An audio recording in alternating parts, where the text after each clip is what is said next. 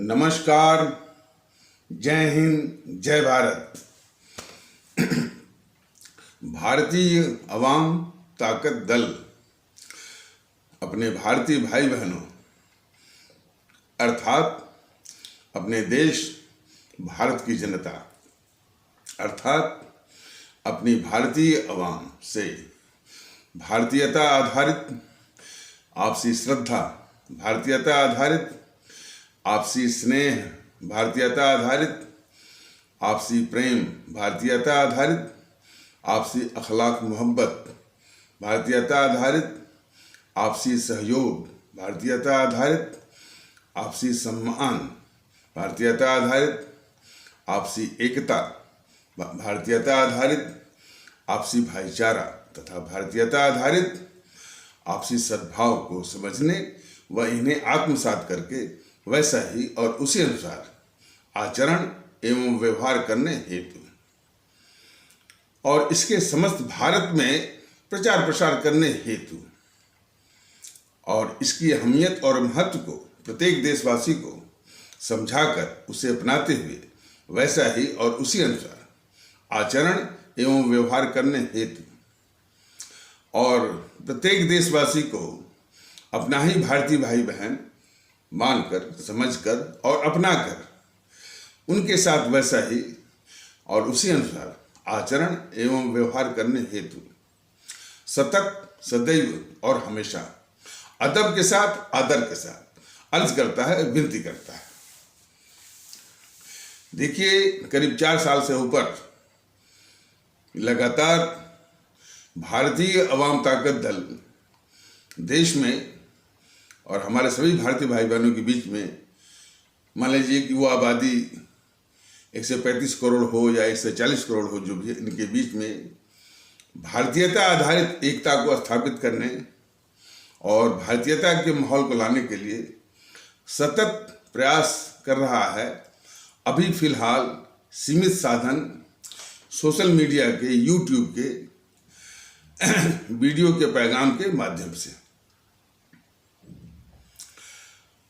और इस प्रयास में उसको कई तजुर्बे मिले हैं, कई अनुभव और विश्लेषण करने के पश्चात ये भी पाया गया है कि भारतीय एकता स्थापित करने में कौन कौन भयानक किस्म की बाधाएं हैं। भयानक, मैंने भयानक शब्द का प्रयोग किया, भयानक किस्म की बाधाएं हैं।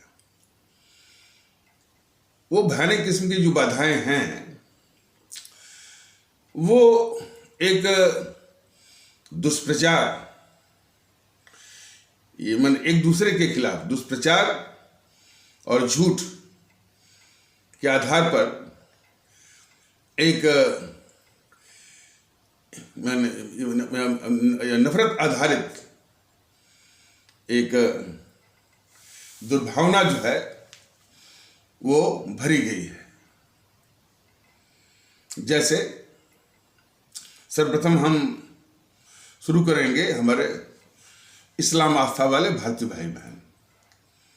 इनके विषय में भारतीय अवाम ताकत दल ने बराबर कहा है कि इनकी दशा दुर्दशा थोड़ा विशेष प्रकार से सोचनी है और वो दुर्दशा जो है और काफ़ी मतलब कि सोचने पर मजबूर करती है और कई दृष्टिकोणों से। और पहला दृष्टिकोण यह है कि कुछ अपवादों को छोड़कर, थोड़े से अपवादों को छोड़ करके ये जो तबका है हमारे भारत विरोधी, भारतीय समाज विरोधी, देश के दुश्मन ताकतों के झूठ और अफवाह का सबसे पहले और सबसे अधिक शिकार होता है। ये सबसे बड़ा अभिशाप है हमारे इस्लाम आस्था वाले भारतीय भाई बहनों का। और ये अभिशाप इस अभिशाप का दंश सिर्फ हमारे इस्लाम आस्था वाले भारतीय भाई बहन ही नहीं भुगतते हैं, पूरा देश भुगतता है। तो ये हमारे जो समाज है, जो हमारे भारतीय समाज का जो तबका है, ये हमारे देश विरोधी और भारत विरोधी ताकतों के झूठ और अफवाह का सबसे पहले और सबसे अधिक शिकार बनता है। और इसके और इनके जो जो जो कहा जाता है कि ब्रेन वॉशिंग और जो पॉइजनिंग ऑफ माइंड जो किया गया है कि इस देश की सारी समस्याओं के लिए आरएसएस और बीजेपी जिम्मेदार है। और इसलिए वहां एक ही एजेंडा काम करता है कि न तो उनको चुनाव और व्यवस्था से, सरकार से जो है रोजगार चाहिए, न महंगाई से राहत चाहिए, न कोई उनका सामाजिक और आर्थिक उत्थान चाहिए, न तो उनको समाज में कैसे प्रतिष्ठित हों, कैसे शिक्षित हों, इसकी भी वो मांग नहीं होती है। चुनाव में सिर्फ वो एक ही एजेंडे पर काम करते हैं कि बीजेपी को हराना है। इस तरह का एक बेनियाद चली है हमारे इस्लाम आस्था वाले भारतीय भाई बहनों में। कुछ और विस्तार से बताया जाएगा। जैसे कि मैंने बताया कि हमारे भारतीय समाज के जो पांथिक दो तबके हैं, पांथिक जो तबके हैं, एक तो हिंदू सनातन आस्था वाला भारतीय भाई बहनों का तबका, दूसरा तबका है उसके बाद हमारे इस्लाम आस्था वाले भारतीय भाई बहनों का तबका। हालांकि स्वार्थी तत्व इनको माइनॉरिटी कहते हैं। माइनॉरिटी कहना यह सबसे बड़ी भूल है। ये हमारे दूसरी सबसे बड़ी मेजॉरिटी हैं, बहुसंख्यक हैं। यानी हिंदू सनातन आस्था वाले भारतीय भाई बहनों का जो तबका है वो बहुसंख्यक तबका है, लेकिन दूसरा बहुसंख्यक तबका हमारा इस्लाम आस्था वाला भारतीय भाई बहनों का है। इसलिए मान लीजिए 90-100 करोड़ के आसपास यदि हमारे हिंदू सनातन आस्था वाले भारतीय भाई बहनों का तबका है, तो करीब 18-20 करोड़ जो है हमारे इस्लाम आस्था वाले भारतीय भाई बहनों का तबका है। तो ये हमारे दूसरे बड़े बहुसंख्यक हैं, अल्पसंख्यक नहीं है। ये भी एक बहुत बड़ा माने झूठ और मिथ्या और इसका बहुत बड़ा इस्तेमाल माने बेजा इस्तेमाल, यानी इसका गैर इस्तेमाल भी किया जाता है कि यह अल्पसंख्यक है। तो आइए मुख्य विषय पर कि जहाँ एक ओर हमारे इस्लाम आस्था वाले भारतीय भाई बहनों में यह भावना भरी गई है, उनका ब्रेन वॉश किया गया है कि देश की सारी समस्याओं की जड़ जो है आरएसएस और बीजेपी है। और इसलिए चुनाव में वो कुछ अपवादों को ही छोड़ करके चुनाव में सिर्फ एक ही एजेंडे पर वो काम करते हैं कि बीजेपी को हराना है। और ये विश्लेषण हमने और भी बताया है कि इस नफरत के कुछ आधार भी हैं, ऐसा वो निराधार नहीं है। हिंदू सनातन आस्था वाले भारतीय भाई बहनों के तबके के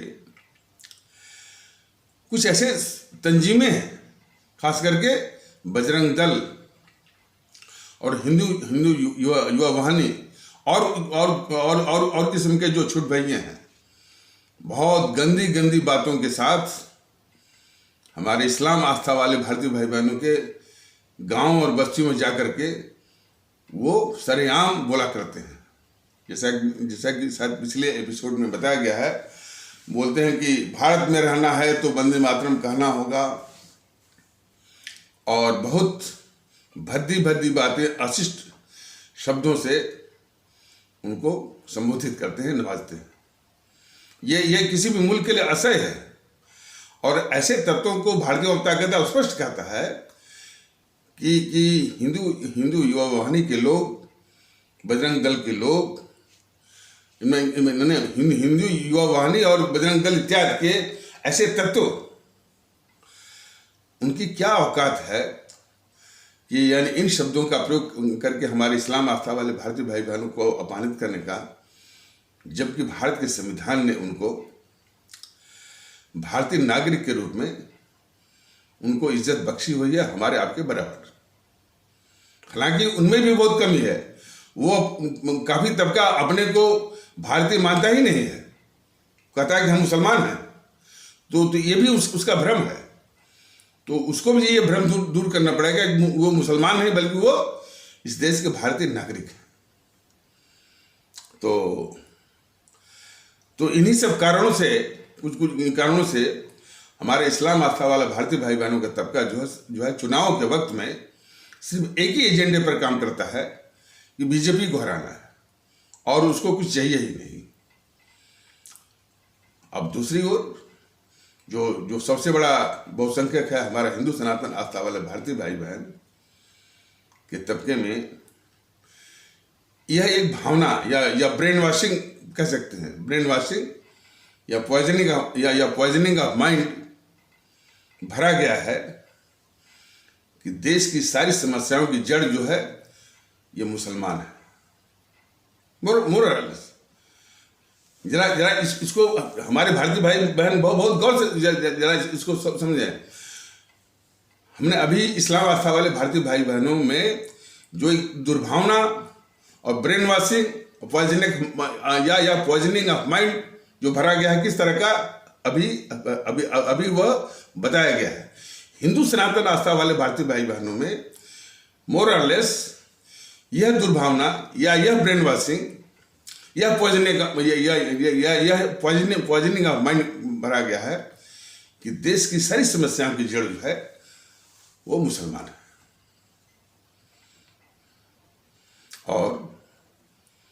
और इसीलिए मौके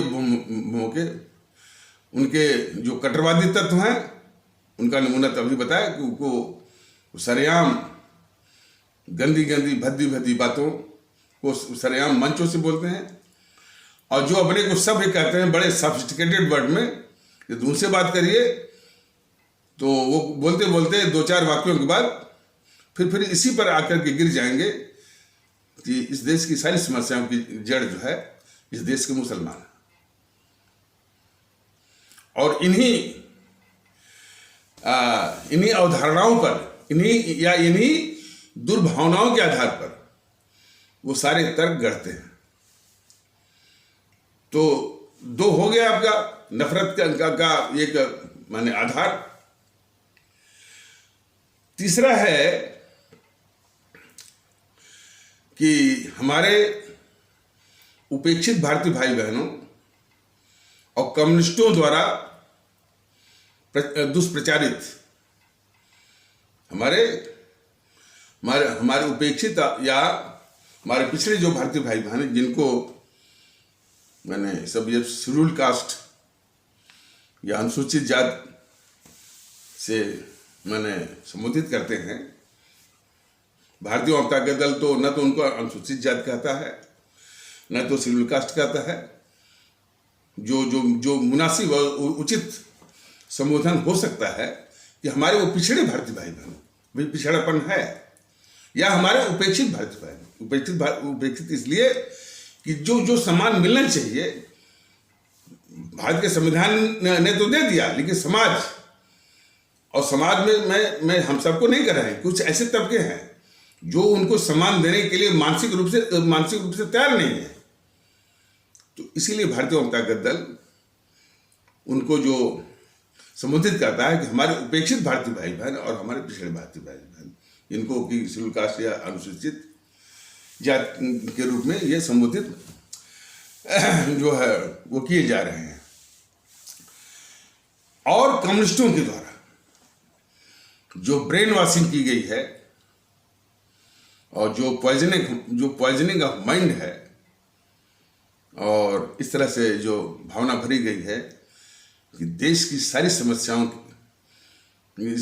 की जड़ जो है ये ब्राह्मण है, और इसलिए उसके दूसरे ये ब्राह्मण है, और इसलिए हमेशा जो है वो मनुस्मृति मनुवादी की रट जो है वो लगाए रहते हैं।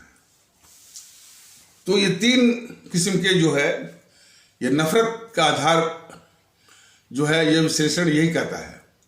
हमारे इस्लाम आस्था वाले भारतीय भाई बहन वो मानते हैं कि इस देश की समस्याओं की जड़ आरएसएस बीजेपी है। हिंदू सनातन आस्था वाले, देखिए हमारे इस्लाम आस्था वाले भारतीय भाई बहनों का अधिकांश तबका, हम नहीं कहते सभी, ये मानता है कि इस देश की समस्याओं की जड़ जो है वो आरएसएस बीजेपी है। हिंदू सनातन आस्था वाले भारतीय भाई बहनों में जो दुर्भावना काम करती है वो ये मानती है कि इस देश की समस्याओं की जड़ मुसलमान है, और हमारे उपेक्षित भारतीय भाई बहन और कम्युनिस्टों के द्वारा दुष्प्रचारित यह है कि इस देश की समस्याओं की जड़ ब्राह्मण है। ये तीन तरह की जो नफरत है, ये तीन तरह की जो नफरत है, यदि उसको अंग्रेजी में कहा जाए तो वो इतना डीपली इंट्रेंच्ड है, यानी इतना बिल्कुल धंसी हुई जड़ और जड़ पकड़ी हुई है, डीपली इंट्रेंच्ड है, डीपली सीटेड है और डीपली रूटेड है, कि उसको आसानी से उखाड़ा नहीं जा सकता। लेकिन भारतीय जनता दल ने प्रण लिया है कि इसको जड़ से उखाड़ेगा, और हमारे इतने बड़े दार्शनिक देशभक्त हमारे चाणक्य जी इसके विषय में बिल्कुल अस्पष्ट थे कि कैसे किसको जड़ से उखाड़ा जा सकता है। उन्होंने उदाहरण जो है वो प्रस्तुत किए हैं। तो ये इस तरह की जो नफरत काम कर रही है, यह भारतीय एकता के रास्ते में बहुत बड़ी बाधक है। मतलब हमारे हिंदू सनातन आस्था वाले भारतीय भाई बहनों में कि अधिकांश तबके में ये दुर्भावना काम करती है कि इस देश की समस्याओं की जड़ मुसलमान है। हमारे इस्लाम आस्था वाले भारतीय भाई बहन, मुसलमान मतलब ये जो इस्लाम आस्था वाले भारतीय भाई बहनों का जो तबका है, और दूसरा जो दूसरा बहुसंख्यक जो तबका है हमारे इस्लाम आस्था वाले भारतीय भाई बहनों का तबका में यह दुर्भावना काम करती है कि इस देश की समस्याओं की जड़ जो है आरएसएस बीजेपी है। एक जो तीसरा बड़ा तबका है हमारे उपेक्षित और पिछड़े भारतीय भाई बहनों का और कम्युनिस्टों के द्वारा दुष्प्रचारित कि इस देश की समस्याओं की जड़ जो है वो ब्राह्मण है।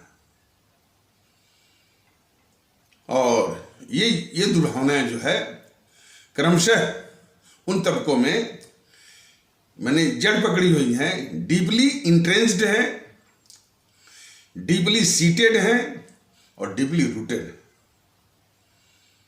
तो इसको हमारे सभी भारतीय भाई बहन ये डायग्नोसिस पर गौर करें। देखिए भारतीय जनता दल को इस देश में एकता और भारतीय एकता की चिंता है। वो दिन रात इसी में लगा हुआ है कि भारतीय एकता स्थापित करनी है। इसलिए उनकी बाधाओं का भी एक विश्लेषण, एक डायग्नोसिस उसने किया है, जो कि आप लोगों के सामने वो प्रस्तुत कर रहा है। लेकिन ये अपने को राष्ट्रवादी कहने वाले ये बीजेपी के लोग जो है जरा भी इस पर चिंता नहीं करते हैं और अपने को राष्ट्रवादी कहते हैं, और वो एकता की बात करते भी हैं तो बोलते हैं हिंदू एकता। और हिंदू एकता भी किस लिए? यदि हिंदू ही इकट्ठा होकर उनको वोट करने लगे तो भी उनको सत्ता हथियाने का मंसूबा उनका पूरा हो जाएगा। इसी पे काम करते हैं, इसीलिए हमेशा ध्रुवीकरण या हिंदू एकता की बात करते हैं। तो वो भी इस देश के लिए बहुत बड़े घातक हैं, कांग्रेसियों की तरह। और इसके बाद कुछ नफरत के और भी ट्रेसेस हैं, जैसे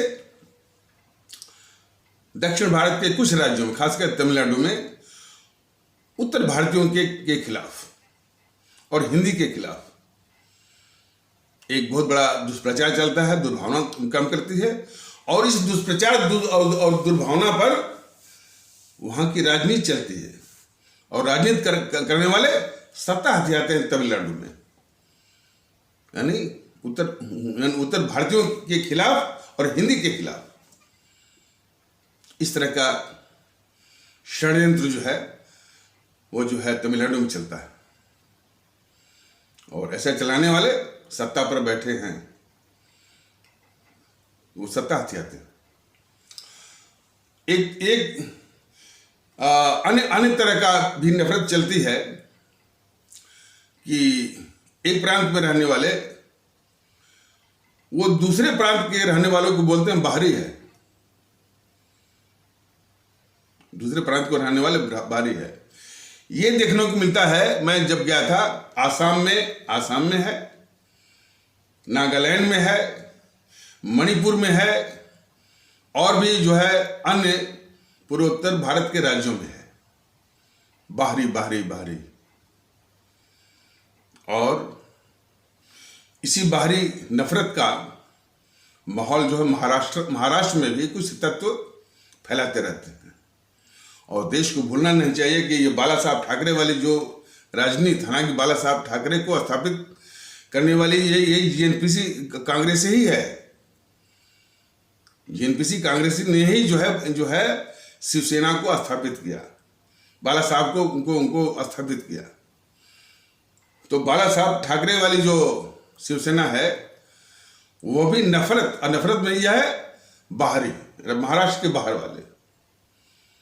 तो कभी वो दक्षिण भारतीयों के खिलाफ सब बोलते रहते थे कि हम लुंगी वालों की पुंगी बजा देंगे, ऐसा बोल करके वो हमारे दक्षिण भारतीयों के खिलाफ इस तरह की नफरत वो फैलाते रहते हैं शिवसेना वाले।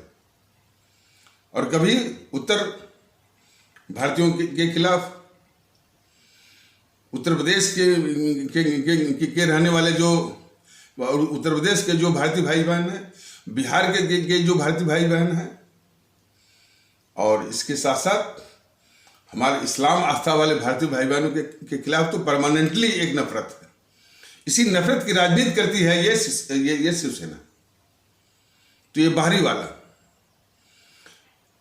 तो ये भारतीय जनता दल ने हमारे देश में जो नफरत का ये जो यानी षड्यंत्र अभियान और इस तरह से गतिविधि चल रही है, उस पर एक घन चिंतन, घन मनन किया हुआ है, और उस डायग्नोसिस का वो जो निचोड़, जो सार है, उसके कुछ नमूने आप आदरणीय भारतीय भाई बहनों के समक्ष ये प्रस्तुत कर रहा है कि जब तक इस तरह की नफरतों को जड़ से समाप्त नहीं किया जाएगा, भारतीय एकता स्थापित करने में बहुत दिक्कत आएगी।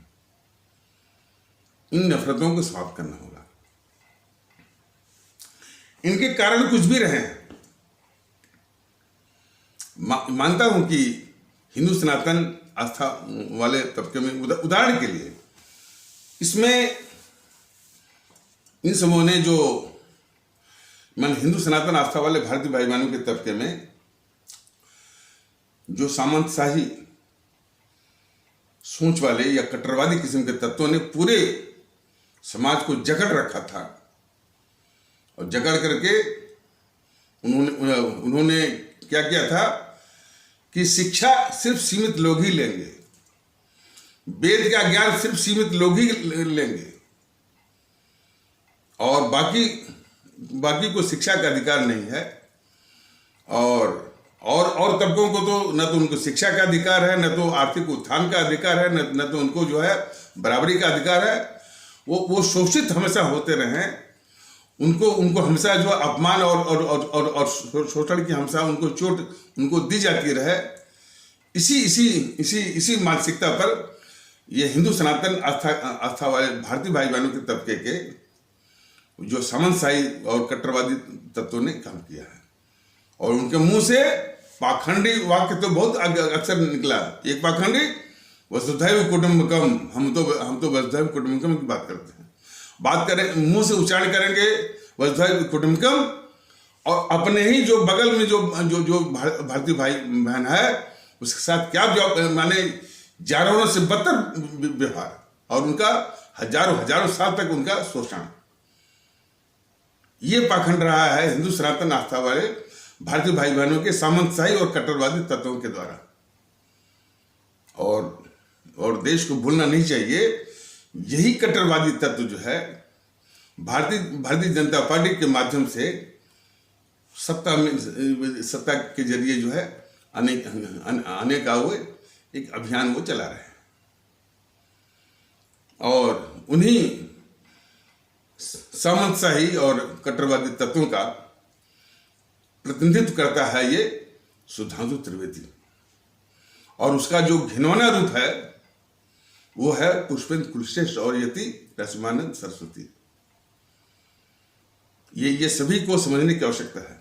भारतीय जनता दल ने कई बार इशारा किया है कि इनकी गतिविधियों को हतोत्साहित करिए, शून्य करिए, इनकी सभाओं में मत जाइए।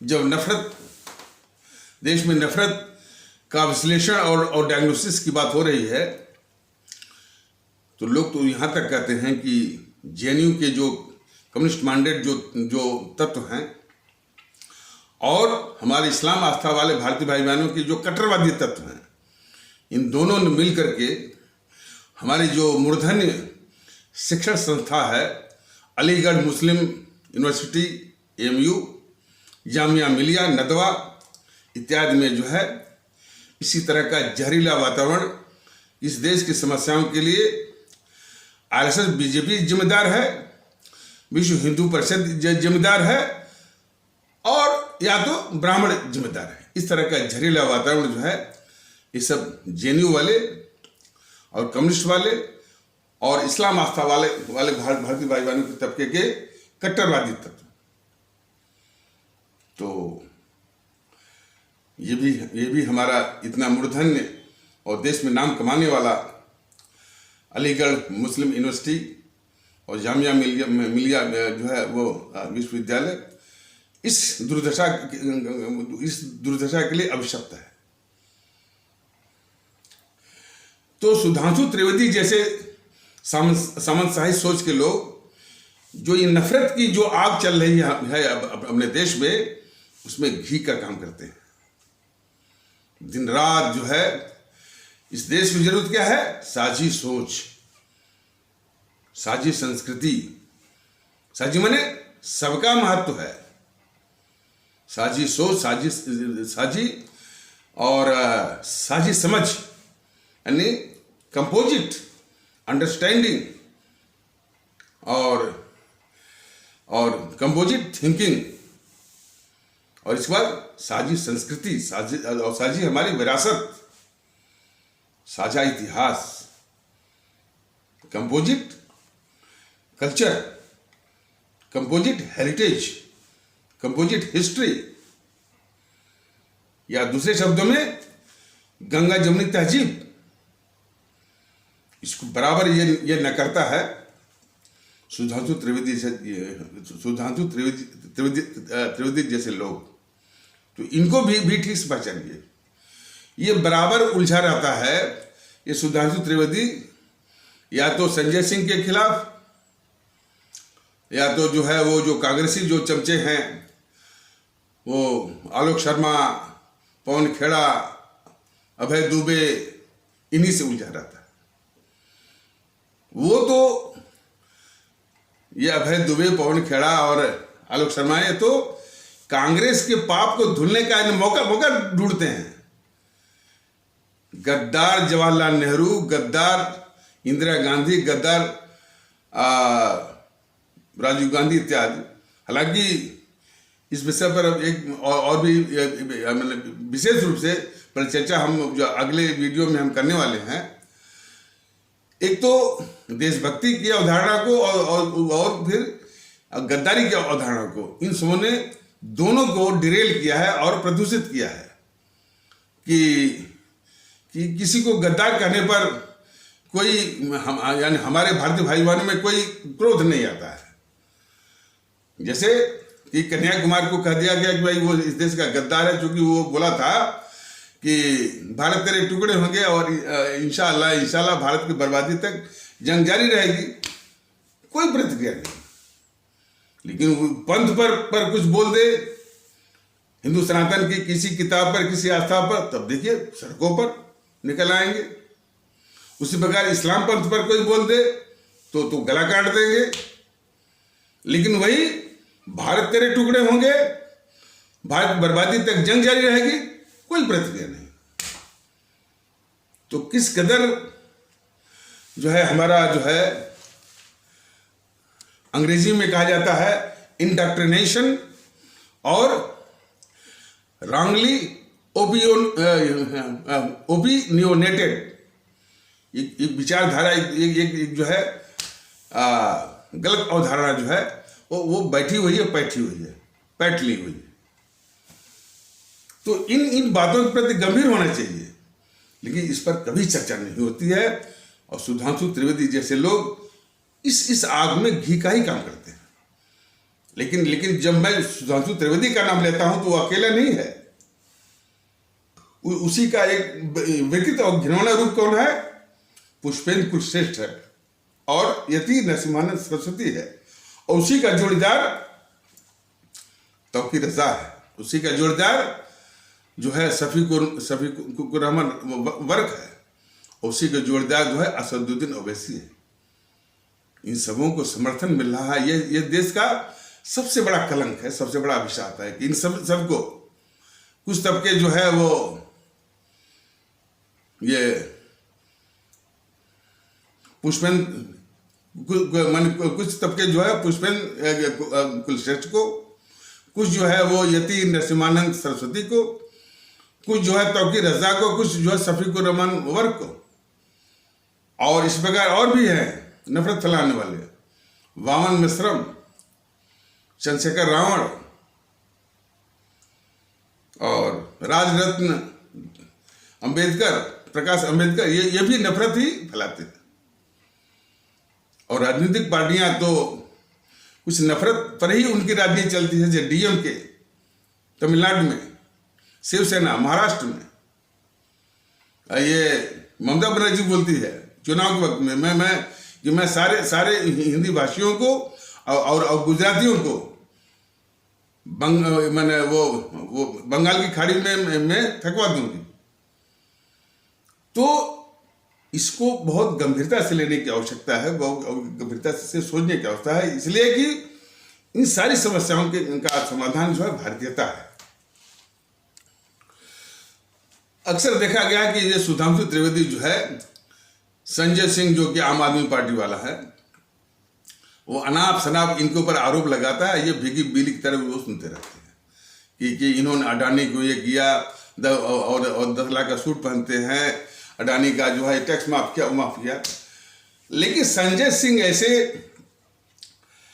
वो जो केजरीवाल है वो इस देश का गद्दार है। संजय सिंह सुन लो तुम। और देश जान रहा है कि किस टाइप का वो गद्दार है वो केजरीवाल। भारत तेरे टुकड़े होंगे और भारत बर्बादी तक जंग जारी रहेगी। कन्याकुमारी का वो समर्थक है संजय सिंह, वो गद्दार है देश का।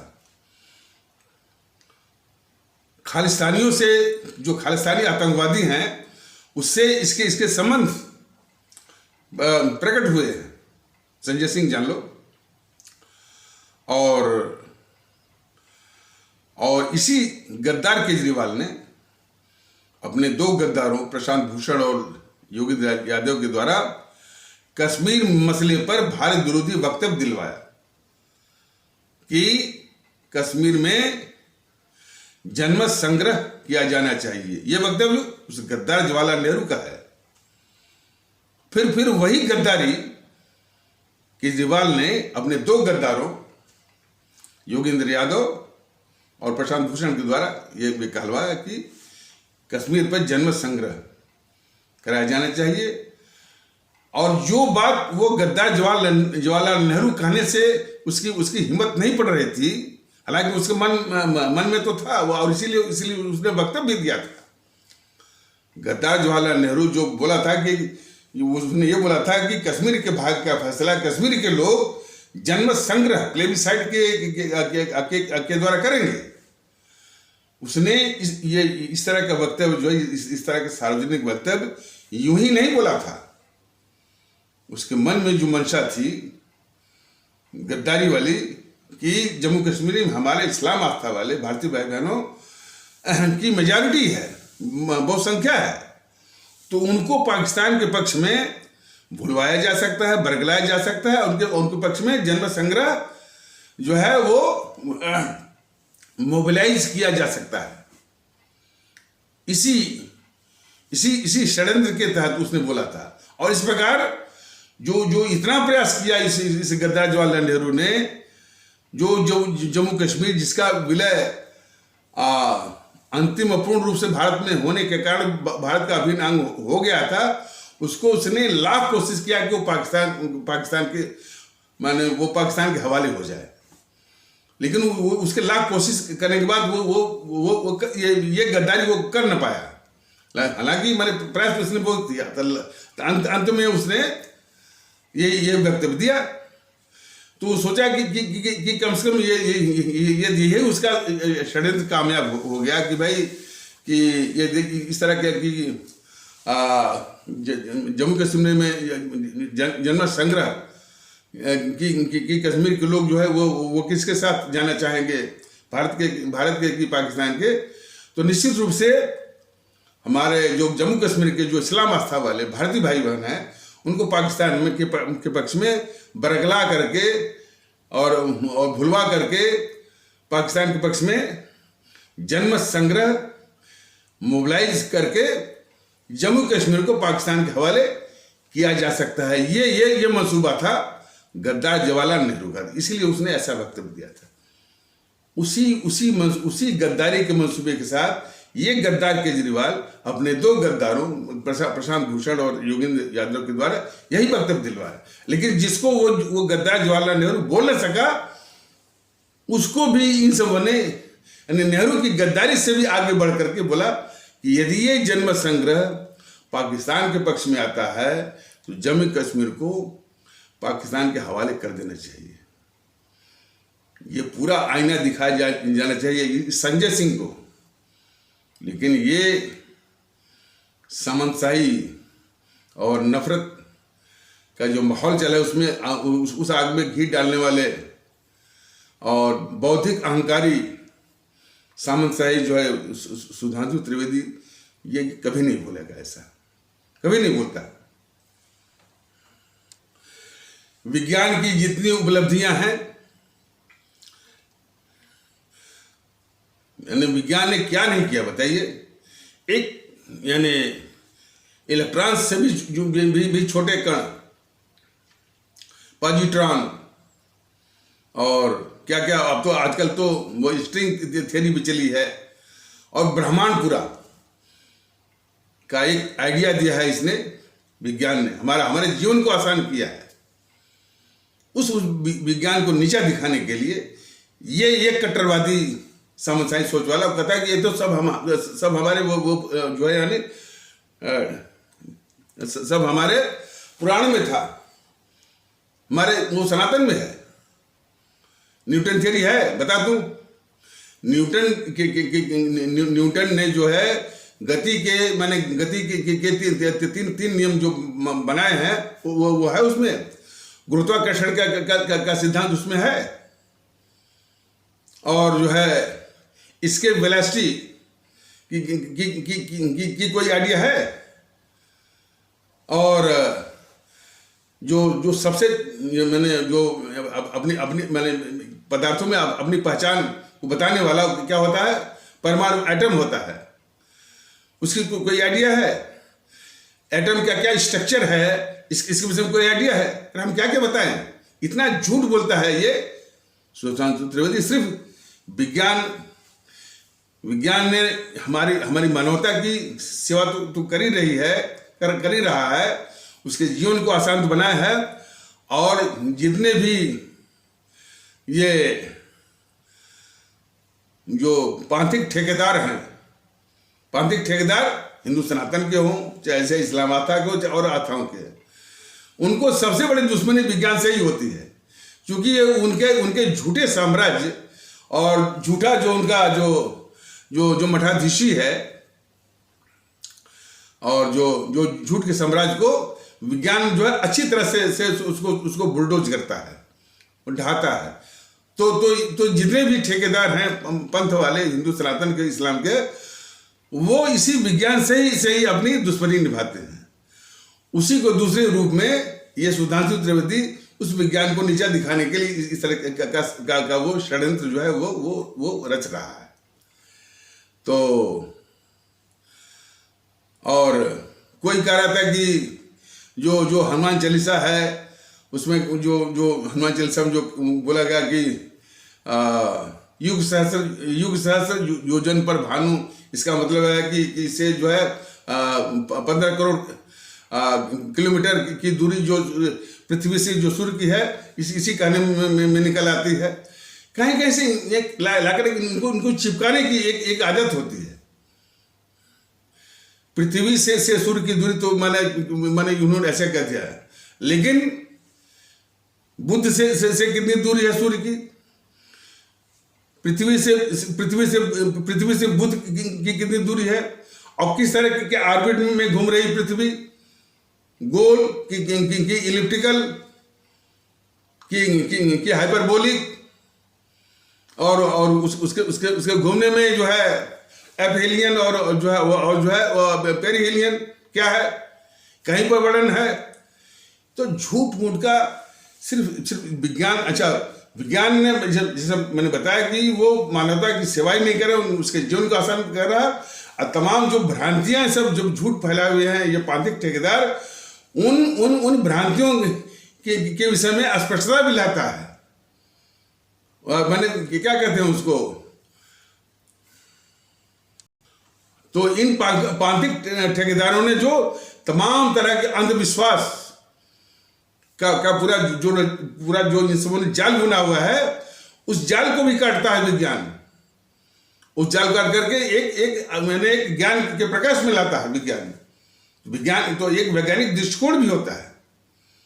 माने बोलते हैं ना साइंटिफिक एटीट्यूड। तो साइंटिफिक एटीट्यूड की विशेषता होती है कि जो बातें रखता है वो तर्क के लिए नहीं, तथ्य को जानने के लिए, तथ्य की खोज में। और जब उसको तथ्य मिल जाता है तो फिर आगे तर्क नहीं करता है। ये तो सुधांशु त्रिवेदी तो एक छोटा रूप है। जो राजनीति में देखिए, जिस तरह की राजनीति में जिस तरह का उत्तर करते हैं टीवी चैनलों पर जरा देख लीजिए, वो जानते हैं कि सत्य क्या है। टीवी चैनलों पर जो डिस्कशन करते हैं उनको हमारे भारतीय भाई बहन जरा गौर से देखें, उनको पता है कि सत्य क्या है, लेकिन जानते हुए भी फिर उसी सत्य को झुठलाते हैं और अपने असत्य को वो सामने रखते हैं तर्कों के आधार पर। तो ये साइंटिफिक एटीट्यूड के ये सर्वथा विरुद्ध है। तो साइंटिफिक एटीट्यूड ऐसी मानसिकता को भी चुनौती देता है। तो जो विज्ञान हमारे मानवता के लिए इतना वरदान है, उस विज्ञान को ये सुधांशु त्रिवेदी साइंस सोच वाला उसको सिर्फ नीचा दिखाने के लिए बस कहता है कि ये तो हमारे पुराण में वो पहले से है, झूठ बोलने वाला। तो विभिन्न पंथों में जो उनके ठेकेदार, और आज भी ठेकेदार आप देखते होंगे ना, हिंदू सनातन में वो टीकाधारी, सरताधारी, फलानेधारी, ये सब के सब हमारे हिंदू सनातन के ठेकेदार हैं सब। और उसी प्रकार वो इस्लाम पंथ में जो है तमाम जो है नकली किस्म के मुल्ला, मौलवी, फलाने ठिकाने सब। तो इन ठेकेदारों में क्या है, अंधविश्वास, सुपरस्टिशन का अंधविश्वास का पूरा जाल वो बुना हुआ है इन सबों ने। तो और उसी अंधविश्वास के जाल को विज्ञान जो है बहुत अच्छी तरह से काटता है, बहुत अच्छी तरह से उसको बुलडोज करता है। तो विभिन्न पंथों के जो ठेकेदार हैं जो कि मानवीय मूल्यों को कुचलते हुए या मानवीय मूल्यों की अवहेलना करते हुए अंधविश्वासों और सामंतशाही माने सोच का एक साम्राज्य जो खड़ा किया है, ऐसे वातावरण। अच्छा, और ये भी बताना जरूरी है कि खास करके हिंदू सनातन आस्था वाले भारतीय भाई बहनों में के तबके से 3 पंथ और निकले हैं। सबसे पहले बौद्ध पंथ, इसके बाद जैन पंथ, इसके बाद सिख पंथ। और इस्लाम आस्था वाले भारतीय भाई बहनों में भी यही बीमारी, कई फिरके हो गए हैं। बरेली के अलग, फलाने के अलग। अब हमको विशेष जानकारी नहीं, वो वही चीज, यानी सैकड़ों फिरके। तो इन पंथ के ठेकेदारों से हमारे भारतीय भाई बहनों को बच कर रहना है। अब कैसे बचेंगे, इसका उपाय उनको खुद ढूंढना पड़ेगा। तो इन पंथ के ठेकेदारों ने जो अंधविश्वास का और इस तरह का और एक सामंतशाही साम्राज्य जो खड़ा कर दिया, इससे बचाने के लिए कम से कम हमारे देश के लोगों को कृतज्ञ होना चाहिए, ऋणी होना चाहिए। ये जो महान संत हैं हमारे, जो 5-6 साल पहले वाले, जिसमें सबसे पहले नाम आता है कबीरदास जी का, नानक जी का, रामकृष्ण परमहंस जी का, और संत रविदास जी का, और सूफी संतों का। इन संतों का बिल्कुल एहसानमंद होना चाहिए, ऋणी होना चाहिए कि इन्होंने पांथिक ठेकेदारों द्वारा फैलाई गई अंधविश्वास कर्मकांड से बाहर निकाल करके मानवता केंद्रित विश्वास को और उन पंथों को जो है मानवीय मूल्यों के प्रति उसको उन्मुख करने के लिए जो प्रयास किया है, वह इस देश के लिए बहुत उपयोगी है। कबीरदास जी कहते हैं ना कि अरे पोथी पढ़ जग मुआ, पंडित भयान कोय, 2.5 अक्षर प्रेम का पढ़े से पंडित हो। मैंने जैसे सुधांशु त्रिवेदी वेद पुराण फलान रेखान, वो यही कहते हैं कि इतना पढ़ने से और इतना प्रलाप करने से कोई फायदा नहीं जी। 2.5 अक्षर जो प्रेम का है ना, उसको पढ़ो और उसी को जीवन में उतारो, सबसे प्रेम करो। हमारे इस्लाम आस्था वाले भारतीय भाई बहनों को नीचा मत दिखाओ कि इस देश में जो है साझी सोच नहीं चलेगी, हिंदू सनातन जो है वो सबसे ऊपर। तो कबीरदास ने ही यही कहा कि पोथी पढ़ जगमुआ, पंडित भयान को 2.5 अक्षर प्रेम का पढ़े सो पंडित हो। और मन की निर्मलता कैसे आएगी? उन्होंने कहा सांत बराबर तप नहीं, झूठ बराबर पाप, जाके हृदय साँच है ताके हृदयात, सत्य के आचरण के बराबर कोई तपस्या नहीं है, और झूठ बोलने के बराबर कोई पाप नहीं है। ये 2 बातें कम से कम हमारे राजनीतिक जीवन जो चल रहा है कि सत्य के बराबर कोई तपस्या नहीं है, किंतु काफी सफाई हो जाती इस राजनीतिक जीवन में। दिन रात ये सब जो है, चाहे संजय सिंह हो, चाहे जैसे सुधांशु त्रिवेदी हो, चाहे अभय दुबे हो, चाहे आलोक शर्मा हो, चाहे पवन खेड़ा हो, चाहे समाजवादी पार्टी के तमाम आते, सब झूठे ही बोलते हैं हमेशा। और उनको बिल्कुल बेखबर कि हमारे संत कवि जो है कबीरदास ने ये कहा है कि सांत बराबर तप नहीं और झूठ के बराबर पाप, यानी झूठ के बराबर कोई पाप नहीं है। ये हमेशा वही पाप हमारे संत कबीर की शब्दावली में, उनकी अवधारणा के अनुसार वही पाप ये बराबर करते रहते हैं।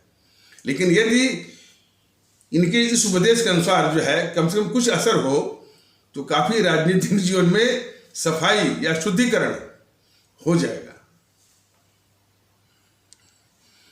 मूर्ति पूजा के सख्त खिलाफ थे हमारे कबीरदास जी। उन्होंने कहा था कि पाथर पूजे हर मिले तो मैं पूजू पहाड़, यदि पत्थर के पूजने से यदि प्रभु मिलते हैं तो मैं पहाड़ पूजने के लिए मैं तैयार हूं। वो भी एक पाखंड है। पाथर पूजे हर मिले तो मैं पूजूं पहाड़। और कबीरदास ने सिर्फ हिंदू सनातन की कुरीतियों पर, उनके अंधविश्वासों को और सामंतशाही सोच के वातावरण पर ही कुठाराघात नहीं किया है, बल्कि इस्लाम आस्था में भी जो कुरीतियां हैं उन पर भी उन्होंने प्रहार किया है। जैसे ये अजान होता है ना, तो हम लाउड स्पीकरों से, हालांकि लाउड स्पीकर हटवाने का कुछ काम ये योगी आदित्यनाथ महोदय ने कुछ किया है, लेकिन वो पहले बोल दिए हैं कि ऊंचे चढ़ के बाग दे या बारा हुआ खुदा है। यानी इतना ऊंचा चढ़ के इतना जोर से चिल्लाते हो तो क्या हमारे जो खुदा या अल्लाह जो है वो बहरे हैं क्या? तो कुरीतियों पर पूरा प्रहार जो है हमारे संत कबीरदास जी ने किया, बिल्कुल बेबाकी से और जो है निडरता के साथ और बगैर किसी की मैंने परवाह किए। जो सत्य है तो सत्य है। ये निर्भीकता हमारे कबीरदास ने दिखाई। और इसी प्रकार जो है हमारे नानक जी का भी है कि ज्यादा पुस्तकें पढ़ने से यानी कोई लाभ नहीं, थोड़ा ही पढ़ो, उसको जीवन में उतारो, अपने जीवन को, अपने आचरण को पाक बनाओ, शुद्ध बनाओ और मानवता की खिदमत में लगाओ। यही उपदेश हमारे रामकृष्ण परमहंस जी ने किया। संत रविदास ने भी मन की निर्मलता पर ही जोर दिया। मन चंगा तो कटौती में गंगा। ये उन्हीं के आचरण से ये उपदेश निकला है। मन चंगा तो कटौती में गंगा। और इसी प्रकार हमारे जो सूफी संत हैं उन्होंने भी कहा इंसान की खिदमत अल्लाह की खिदमत है। तमाम उनके आधार पर वो कव्वाली फलाने ठिकाने उन्होंने के माध्यम से सारी बातें इंसान की खिदमत। तो इन लोगों ने कभी हिंदू सनातन की, इस्लाम की बात कही ही नहीं है। और इन पंथों का माने इंसानी स्वरूप क्या हो सकता है, इंसानी मूल्यों की कीमत क्या हो सकती है, पूरा जो है जो मैंने हमारे इन संतों ने उसको स्थापित किया है। तो इनके महत्व को जो है समझा जाना चाहिए। लेकिन आज भी हमने देखा था कि एक बार ये योगी आदित्यनाथ महोदय एक हमारी इस्लाम आस्था वाली बहन से बहस कर रहे थे। वो इस्लाम आस्था वाले भारतीय भाई बहनों के तबके की जो बहन है वो ये कह रही थी कि हमको स्वामी विवेकानंद और सूफी संतों पर नाज है और नहीं हमारे आदर्श हैं। वो हमारे इस्लाम आस्था वाले भारतीय भाई बहनों के तबके की जो बहन कह रही थी कि स्वामी विवेकानंद और सूफी संत हमारे आदर्श हैं, बात सही है। और हमको हिंदुस्तानी होने पर गर्व है। हालांकि हिंदुस्तानी शब्द उसने इसलिए कहा कि भारतीयता की बात करता ही कौन है। शायद यदि भारतीयता की बात जो भारतीय वामपंथी का दल कर रहा है और इसकी काफी गूंज होती तो वो अपने को हिंदुस्तानी कहने के बजाय भारतीय ही कहती हो।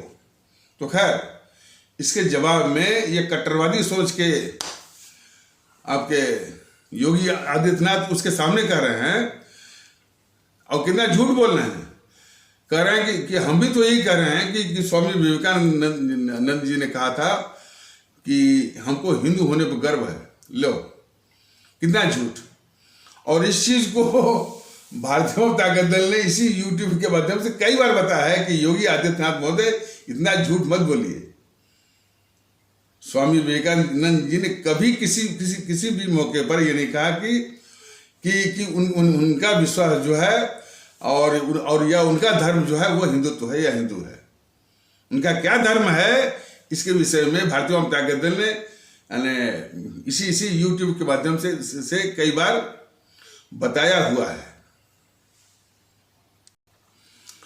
तो हमारे भारतीय समाज के कुछ तबके जो है वो कांग्रेस के गिरफ्त में है, इसी भारतीय समाज के कुछ तबके जो है वो कम्युनिस्टों के गिरफ्त में है, इसी भारतीय समाज के कुछ तबके जो है वो मुस्लिम लीग या इंडियन यूनियन मुस्लिम लीग या असदुद्दीन ओवैसी की जो पार्टी है AIMIM के गिरफ्त में, और कुछ जो है वो विश्व हिंदू परिषद के गिरफ्त में, और कुछ जो है RSS के गिरफ्त में, या RSS का जो राजनीतिक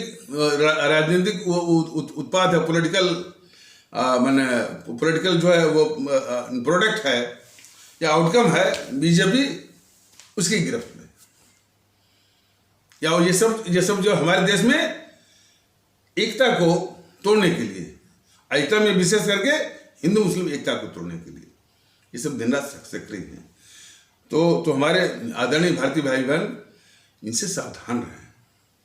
और ये मैंने इस तरह की समस्याएं आपको और स्पष्टता से दिखेंगी जब आप भारतीय दृष्टिकोण से आप देखेंगे, भारतीय हित के दृष्टिकोण से देखेंगे, अपने भारतीय भाई बहनों के हित के दृष्टिकोण से देखेंगे। इसलिए भारतीयता के माहौल को आगे बढ़ाइए, इस वीडियो को आगे बढ़ाइए। तो इन्हीं आवश्यक शब्दों के साथ इस आवश्यक परिचर्चा को यहीं पर विराम दिया जाता है। तब तक के लिए नमस्कार, जय हिंद, जय भारत।